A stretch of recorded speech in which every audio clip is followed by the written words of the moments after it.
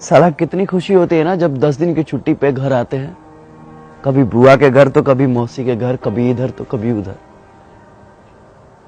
कभी खुद को समय दे ही नहीं पाते, मिलते ही रहते हैं जिंदगी भर लोगों से। लोगों से मिलने के चक्कर में कभी खुद से मिल ही नहीं पाते हम। फौज में काम करते करते हम इतने सिंसियर हो जाते हैं कि पब्लिक ठगना स्टार्ट कर देती है। 10 का सामान 20 रुपए में बेचते हैं दुकान वाले। कनपट्टी के पास 6 बाल देखे नहीं कि सामान का रेट बढ़ जाता है, क्योंकि वे जानते हैं कि ये फौजी लोग हैं, बार्गेनिंग करना नहीं जानते हैं। और सच कहें तो हमने कभी मोल भाव करना सीखा ही नहीं, बस हर सिचुएशन में एडजस्ट कर लेते हैं। जो दोस्त हमें दोस्त समझते थे, आजकल वो हमें कैंटीन समझने लगे। लीकर कार्ड और दारू से ज्यादा हमें किसी ने समझा ही नहीं। एक तो कभी किसी का फोन नहीं आता है, और फोन आता भी है तो सिर्फ ग्रोसरी आइटम के लिए। किसी को फेयर लवली चाहिए तो किसी को हॉर्लिक्स, तो किसी को अमेरिकन टूरिस्ट का बैग, और किसी को स्पोर्ट शूज। पहले पूछते थे कब आ रहे हो, होली में आ रहे हो? अच्छा, होली में आ रहे हो तो एक मेरे लिए आरएस लेते आना। वैसे भी बिहार में दारू बंद है और कैंटीन के दारू में बहुत नशा है। 4 दिन तक सोते ही रहते हैं। अभी घर पे 4 दिन ठीक से पहुंचे हुए होता नहीं है कि जनता सवाल पूछना शुरू कर देती है। कब जाना है? कब की ट्रेन है भाई? कब जा रहे हो? इतना सवाल तो साला खुद से हमने कभी पूछा ही नहीं जितना बगल वाले पूछते हैं। एक तो कम उम्र में ही आ जाते हैं डिफेंस लाइन में और कट जाते हैं सोशल लाइफ से। कभी किसी के शादी में नहीं जा पाते, कभी किसी के फंक्शन में नहीं जा पाते। शिकायतें सबको रहती हैं कि हम नहीं आते हैं, पर क्या करें, अपनी जिंदगी को बस एडजस्ट कर लेते हैं।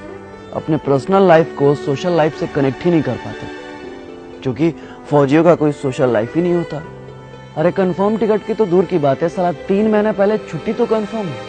और हाँ, यह सब हम कुछ बोल भी नहीं सकते, क्योंकि फौजियों के लिए छुट्टी एक प्रिविलेज है, मौलिक अधिकार नहीं।